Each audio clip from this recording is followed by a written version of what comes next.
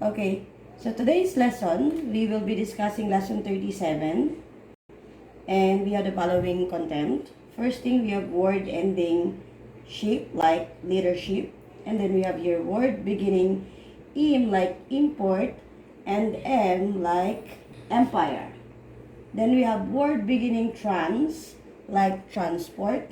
Now, let's proceed first with word ending ship. Now, when we say word ending ship as in leadership, is represented by this joint ish and is written close to the last symbol in the root word. So for example, we have the word leadership. So leadership, we have L-E-D-R, then this joint ish for ship. So we have leadership. Now, let's continue with the following words under ship words. Next, we have the word ownership. So ownership, O-N, then we have R, then ish, ownership. Next, we have friendship. Friend, we have F-R-E-N, then ship. Next, we have here the word authorship. When we say authorship, authorship. Next, we have here the word membership. Membership is written as M-E-M-B-R,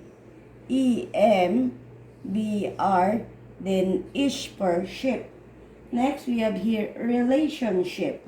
Relationship is R-E-L-A, then we have Sean, then we have the downward stroke, ish per ship. Always remember that the disjoint ship outline is always written close to the last symbol. Next, we have here relationships. So, R-E-L-A, Sean, ish, S, relationships. Next, fellowship. Fellow, we have F-E-L-O, then ish, fellowship. Next, steamship. Steamship is written as S-T-E-M, then we have ish, downward. So the following outlines are under the word ship. Always remember to observe your stroke or outline, alignment, and proportion.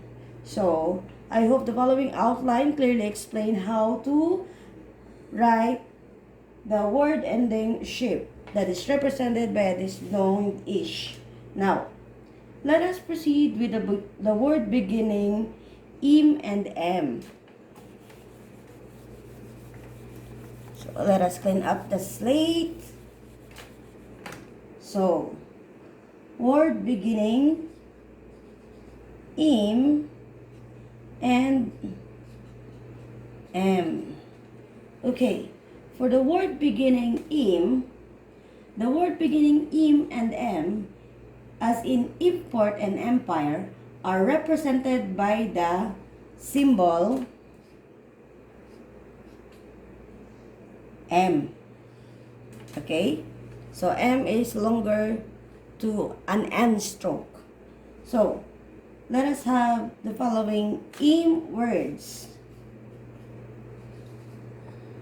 Or words beginning im, I-M. First in line, we have the word import. Import, im, then P-O-T. Ort, the outline for R is omitted, so we don't have outline for an R here. Next, import, simply add an S. Im, P-O, ort, then an S, imports. Next, impress. Im, P-R-E-S for impress. Next, impressed. Again, when we say word impressed, it is in a past tense. Instead of hearing the sound of a D, as in impressed, it is simply represented by the sound of a T, as in impressed. That is why it is written as M, P-R-E-S, and a T only, not a D. Next, impressive. M, P-R-E-S, and then a V stroke. That is the longer stroke. Next, we have here improve. M, P-R-O, then V for improve. Now, when we say improvement, improve, then ment for improvement. We have here next word impact. Impact, so we have P-A-K-T for impact. Next, impartial. Impartial, then we have P-A-R. Okay, let us correct a bit our stroke. P-A-R, then shall is represented by a downstroke-ish. So the following are the stroke for beginning words. So I hope the following stroke clearly explain how to write those words. Okay, now if there's no question at all and everyone were able to get how to write each outline, okay, now let's proceed with the M words like empire. So how do we write the word empire? So empire is M, P, I, and an R. So please take note how we do write the word empire.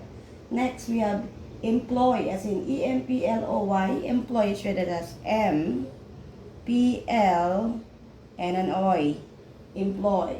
Now, to make it past tense, simply add a D. Employed is written as M, P-L, O-Y, then a D. So we have a D stroke here for the past tense. Now, employment, we have M, P-L, O-Y, then add ment. Employment. Next, we have here the word employs, as in E-M-P-L-O-Y-S. Employs is written as M, P-L, O-Y, then simply add S. Employs. Now, when we say employee, it is written as M, P-L, O-Y, and an E. So that's how we write employee. Now, when we say employees, simply add an S stroke. M, P-L, O-Y, E, and an S. That's how we write employees. Now, embarrass, M, B-A-R-A-S. Embarrass. And we have here the word emphatically, M, F-A-T, disjoint K, and an E. Emphatically. Now, we have here a ruling. When M and im are written in full, when followed by a vowel, tendency, we need to include the said vowel. For example, immodest. So when we say immodest, so it is written as E, M, then we have O, D, E, S, and then T. So we add the E stroke. Next, emotional. When we say emotional, E, M, then O, emotion, and then L for emotional. So we also add the E for emotional. So that is what we mean by the said ruling. Okay? So I hope the following stroke are clear to everyone. That is for the word beginning M. Okay, now let's proceed with the word beginning trans, or the trans word. Now, the word beginning trans, as in transfer, is represented by a disjoint T stroke. The disjoint T is written in the middle of the writing line and close to the first symbol in the second outline. So please take note of the principle. Okay, so first word under trans words is transfer. So how do we write transfer? So trans, again it is a disjoint, and then F-E-R. So we have transfer. Now, when we say transferred, so we have trans, F-E-R-D. So transferred, past tense. Next, we have transact. So trans, and then act. A-K-T. Okay? A is bigger than E. Next, we have here transaction. So transaction. A-K, then Shon. So we have transaction. Next, we have here transacted. So we have trans, then we have acted, transacted. So we have a D stroke for transacted. Next, we have translation, trans, then we have lation, L-A-tion. Next, we have here transmit, trans, then we have M-E-T for transmit. Next, transmission, trans, then we have M and then shon. Next, we have transport. So how do we write the word transport?